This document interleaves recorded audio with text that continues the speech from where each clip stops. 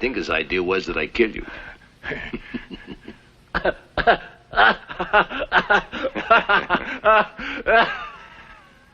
But you know the pity is when I'm paid. I always follow my job through. You know that. No! Angeline!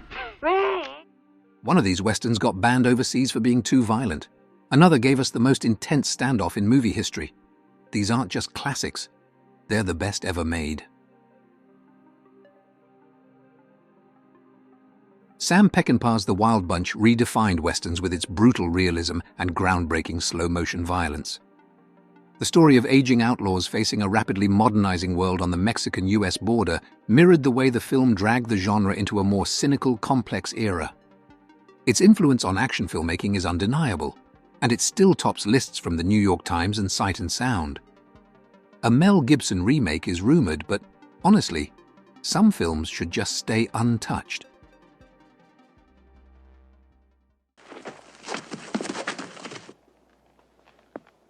Hey, boys! Look what I got here!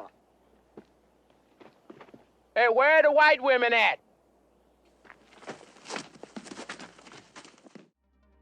Mel Brooks's Blazing Saddles wasn't just a parody of westerns, it was a full-blown takedown. Cleavon Little starred as a black sheriff in a genre that rarely included black characters, let alone let them lead. Tackling racism head-on, the film outraged studio execs, who nearly killed it. They didn't want Warner Brothers' name on it. Instead, Blazing Saddles became a $100 million hit and earned 3 Oscar nominations. Equal parts slapstick and razor-sharp social critique, it's a comedy classic that's as relevant as ever. John Ford, the guy who practically invented the Western genre, decided to get reflective with The Man Who Shot Liberty Valance.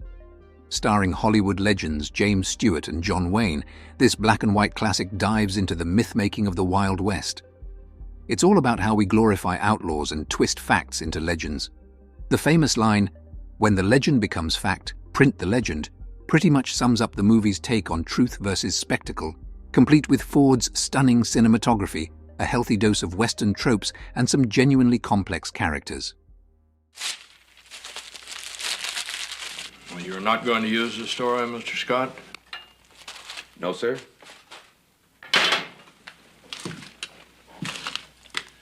This is the West, sir. When the legend becomes fact, print the legend. He's right, Rance. The Wild West has seen its share of Wyatt Earp and Doc Holliday adaptations, but Tombstone isn't just another OK Corral shootout, it's the OK Corral shootout. Kurt Russell as Earp is spot on, and Val Kilmer as Doc Holliday is absolute perfection. It's a shame he didn't get an Oscar nod for it. The story follows Wyatt's attempt at a peaceful retirement, which obviously doesn't last because bandits just don't quit. The film's secret weapon is its ensemble cast, with everyone from Sam Elliott to Powers Booth killing it. Stylish, endlessly quotable, and ridiculously fun, Tombstone has truly aged like fine wine. Howdy. What's this about? Step out of that car, please, sir. What is that? I need you to step out of the car, sir.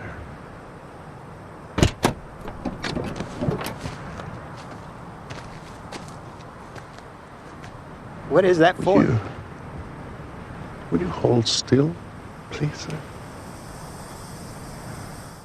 Leave it to the Coen brothers to take a bleak Cormac McCarthy novel and turn it into a neo-Western masterpiece. No Country for Old Men is a crime thriller that swaps cowboy hats for moral dilemmas and a coin-flipping hitman.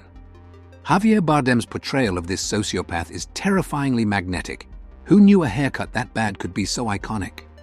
The film is less about heroic sheriffs and more about fate, death, and the slow collapse of morality in modern America. After redefining Westerns with his Dollars trilogy, Sergio Leone went all out with Once Upon a Time in the West. Armed with a bigger budget and a longer runtime, nearly 3 hours, Leone delivered an epic tale featuring a harmonica-playing stranger, a wanted outlaw, and a vengeful widow. Henry Fonda is brilliant here as the villain, which is worth the price of admission alone. Critics didn't love it at first, but now it's a cult classic that influenced directors like Tarantino and Scorsese. Packed with nods to John Ford and Howard Hawks, it's a film geek's dream and a must-watch if you've got an afternoon to spare. At just 85 minutes, High Noon proved you don't need 3-hour epics to make a statement. Gary Cooper stars as Marshal Will Kane, who faces a gang of killers in real time, all while grappling with loyalty, duty, and whether to fight or flee. Some saw it as a metaphor for Hollywood blacklisting during the McCarthy era, which John Wayne famously hated, but presidents loved. The film's stark realism and intense focus on personal bravery shook up the genre, ditching the cliches for something more grounded. It's still a masterpiece, short, sharp, and timeless.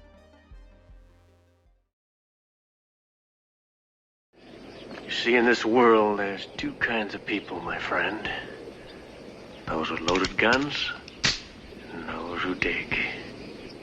You dig. When? Sergio Leone closed out his Dollars trilogy with The Good, the Bad, and the Ugly, and it's the kind of Western that makes everything else look amateur. Clint Eastwood's stoic man with no-name teams up, sort of, with Eli Wallach's scheming Tuco, and Lee Van Cleef's stone-cold angel eyes in a quest for buried gold. The famous Mexican standoff, Ennio Morricone's legendary score, and Leone's epic visual style make this film iconic on every level. If anyone's new to Westerns, they should start here. It's violent, funny, and absolutely unforgettable. Clint Eastwood's Unforgiven is less a Western and more a gut punch to the genre's romanticized tropes. Eastwood plays William Money, a washed-up gunslinger roped into one last job, while Gene Hackman shines as the ruthless Sheriff Daggett. It's gritty, bleak, and all about the cost of violence. No heroic duels here. Eastwood dedicated the film to his mentors Sergio Leone and Don Siegel, making it a fitting goodbye to his Western career. No wonder Unforgiven won Best Picture at the Oscars. It's that good.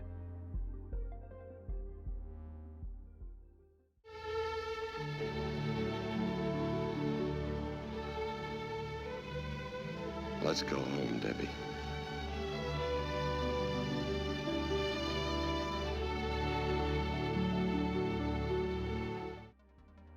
John Ford's The Searchers is basically the Western blueprint.